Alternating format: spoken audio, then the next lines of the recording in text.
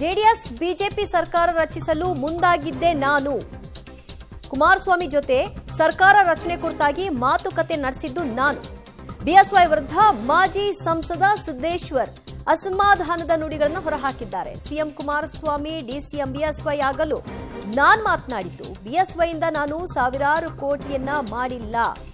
Yediyurappa CM ಆದಾಗ ಊಟ ಮಾಡಿದ್ದೇನೆ, ಅದು ಬಿಟ್ರೆ 1,000 ರೂಪಾಯಿ ಕೆಲಸ ಮಾಡಿಸ್ಕೊಂಡಿಲ್ಲ ಅವರು ಮುಖ್ಯಮಂತ್ರಿಗಳಾಗಿದ್ದ ಅವಧಿಯಲ್ಲಿ.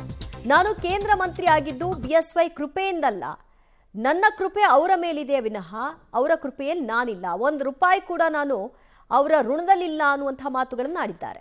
ಸಿದ್ದೇಶ್ವರ್ ಅವರ ಹುಟ್ಟುಹಬ್ಬ ಕಾರ್ಯಕ್ರಮ ದಾವಣಗೆರೆಯಲ್ಲಿ ಒಂದು ಬಲ ಪ್ರದರ್ಶನದ ವೇದಿಕೆಗೆ ಕಾರಣವಾಗಿತ್ತು. ಅಲ್ಲಿ ಪ್ರಮುಖವಾಗಿ ಹುಟ್ಟುಹಬ್ಬದ ವಿಷಯವಾಗಿ ಮಾತುಗಳಾಡೋದಕ್ಕಿಂತ ಹೆಚ್ಚಾಗಿ ಪಕ್ಷದೊಳಗಿನ ಅಸಮಾಧಾನ ಹೊರಕ್ಕೆ ಬಂದಿದೆ ಅನ್ನೋದು ಸ್ಪಷ್ಟವಾಗಿ ಕಾಣಿಸ್ತಾ ಇದೆ. ಸ್ಪೆಷಲಿ ಯಡಿಯೂರಪ್ಪನವರ ವಿಷಯವಾಗಿ.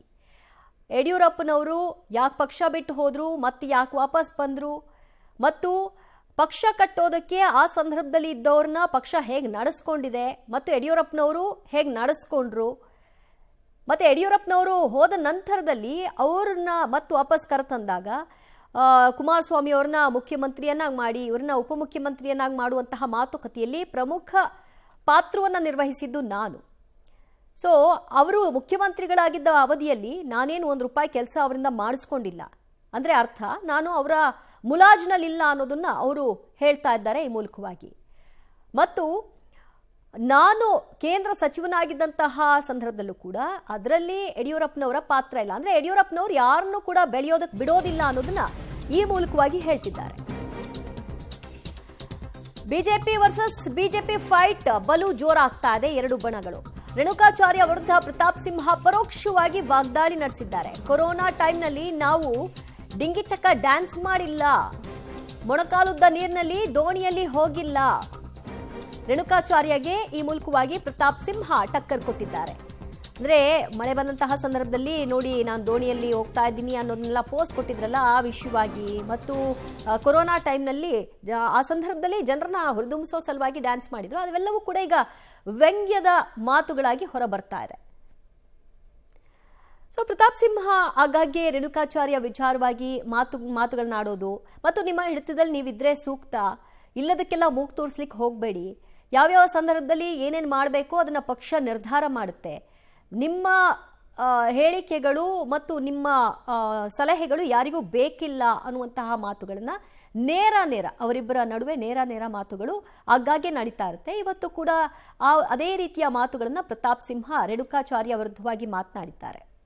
ಮತ್ತಷ್ಟು ಮಾಹಿತಿ ಪಡೆಯೋಣ ನಮ್ಮ ಪ್ರತಿನಿಧಿ ಪುನೀತ್ರಿಂದ. ಪುನೀತ್, ಇದ್ಯಾವುದೂ ಕೂಡ ಗೌಪ್ಯವಾಗಿ ಉಳ್ಕೊಂಡಿಲ್ಲ. ಅಸಮಾಧಾನ ಇತ್ತು, ಆದ್ರೆ ಅಸಮಾಧಾನದ ಒಂದು ಲೆವೆಲ್ ಮುಂದಕ್ಕೆ ಹೋದ ಹಾಗೆ ಕಾಣಿಸ್ತಾ ಇದೆ ಇವತ್ತಿನ ವೇದಿಕೆಯಲ್ಲಿ ಮಾತನಾಡಿರುವ ಅಷ್ಟೋ ವಿಚಾರಗಳು. ಖಂಡಿತವಾಗ್ಲೂ ದಿವ್ಯಾ, ಏನು ದಾವಣಗೆರೆ ಆಗಿರ್ಬೋದು ಮತ್ತೆ ರಾಜ್ಯ ಬಿಜೆಪಿಯಲ್ಲಿ ಎಲ್ಲವೂ ಸರಿ ಇದೆ ಅನ್ನುವಂತಹ ಮಾತು ಕೂಡ ಹೇಳ್ತಾ ಇದಾರೆ. ಆದ್ರೆ ಮೇಲ್ನೋಟಕ್ಕೆ ಸರಿ ಇದ್ರು ಕೂಡ ಒಳಗೆ ಎಲ್ಲಾ ಕೂಡ ಜಗಳ ಕೂಡ ಇದೆ, ಮತ್ತೆ ಸಾಕಷ್ಟು ಮುನ್ಸು ಕೂಡ ಅಂತ ಆಕ್ರೋಶ ಕೂಡ ಹೊರ ಹಾಕ್ತಾ ಇರುವಂತದ್ದು. ಇವತ್ತು ದಾವಣಗೆರೆಯ ಮಾಜಿ ಸಂಸದ GM ಸಿದ್ದೇಶ್ವರ ಹುಟ್ಟುಹಬ್ಬ ವೇದಿಕೆಯನ್ನೇ ಒಂದು ಶಕ್ತಿ ಪ್ರದರ್ಶನ ವೇದಿಕೆಯಾಗಿ ನಿರ್ಮಾಣ ಮಾಡಿದ್ರು. ಅದರಲ್ಲಿ ಪ್ರತಾಪ್ ಸಿಂಹ ಆಗಿರ್ಬೋದು, ಮತ್ತೆ ಅರವಿಂದ್ ಲಿಂಬಾವಳಿ ಆಗಿರ್ಬೋದು, ಮತ್ತೆ ಕುಮಾರ್ ಬಂಗಾರಪ್ಪ ಎಲ್ಲರೂ ಕೂಡ ಬಂದು ಒಂದು ವೇದಿಕೆಯಲ್ಲಿ ಆಸೀನರಾಗಿದ್ರು. ಆ ಸಂದರ್ಭದಲ್ಲಿ ಪ್ರತಿ ವೇದಿಕೆಯ ಮಾತನ್ನು ಕೂಡ ಯಡಿಯೂರಪ್ಪರ ವಿರುದ್ಧ ಆಗಿರ್ಬೋದು, ಮತ್ತೆ ವಿಜೇಂದ್ರ ವಿರುದ್ಧ, ಮತ್ತೆ ರೇಣುಕಾಚಾರ್ಯ ವಿರುದ್ಧ ಒಂದು ಆಕ್ರೋಶನ ಹೊರಹಾಕ್ತಿದ್ರು. ಯಾಕಂದ್ರೆ ಹೊಂದಾಣಿಕೆ ರಾಜಕಾರಣ ಮಾಡಿ ದಾವಣಗೆರೆ ಮಾಜಿ ಸಂಸದ GM ಸಿದ್ದೇಶ್ವರ ಅವರ ಪತ್ನಿಯನ್ನು ಸೋಲಿಸಿದ್ರು.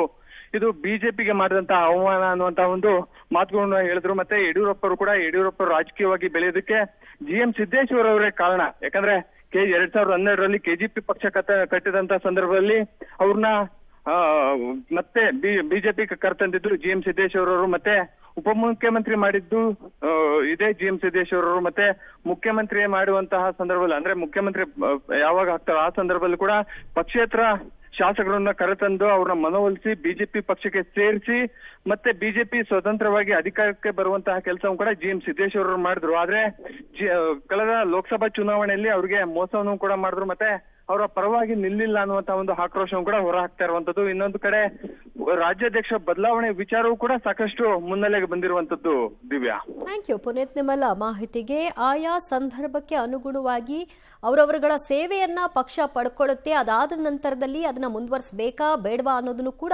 ಪಕ್ಷವೇ ಅದನ್ನ ನಿರ್ಧಾರ ಮಾಡುತ್ತೆ. ಅವರ ಶಕ್ತಿ ಸಾಮರ್ಥ್ಯ ಎಲ್ಲಿವರೆಗೂ ಅನುಕೂಲವಾಗಿರುತ್ತೋ ಅಲ್ಲಿಯವರೆಗೂ. ಸೊ ಅದೇ ಸಿದ್ದೇಶ್ವರ ವಿಷಯದಲ್ಲೂ ಆಗಿರಬಹುದು, ನಾಳೆ BSY ವಿಚಾರದಲ್ಲೂ ಆಗಬಹುದು. ಇದ್ಯಾವುದು ಕೂಡ ರಾಜಕಾರಣದಲ್ಲಿ ಗೊತ್ತಿಲ್ಲದೆ ಇರುವಂತಹ ವಿಷಯ ಅಲ್ಲ. ಆದರೂ ಪದೇ ಪದೇ ಈ ವಿಷಯವನ್ನ ಪ್ರಸ್ತಾಪ ಮಾಡ್ತಿದ್ದಾರೆ. ಮೊನ್ನೆ ಅಷ್ಟೇ ಬಿಜೆಪಿಯ ನಾಯಕರುಗಳು ಬಂದು ಮೀಟಿಂಗ್ ಮಾಡಿದ್ರು, ಎಲ್ಲವನ್ನೂ ತಣಿಸಿದ್ದೀವಿ ಅನ್ನುವಂತಹ ಅರ್ಥದಲ್ಲಿ ಮಾತನಾಡಿದ್ರು. ಬಟ್ ಯಾವುದು ಆಗಿದ್ದ ಹಾಗೆ ಕಾಣಿಸ್ತಿಲ್ಲ.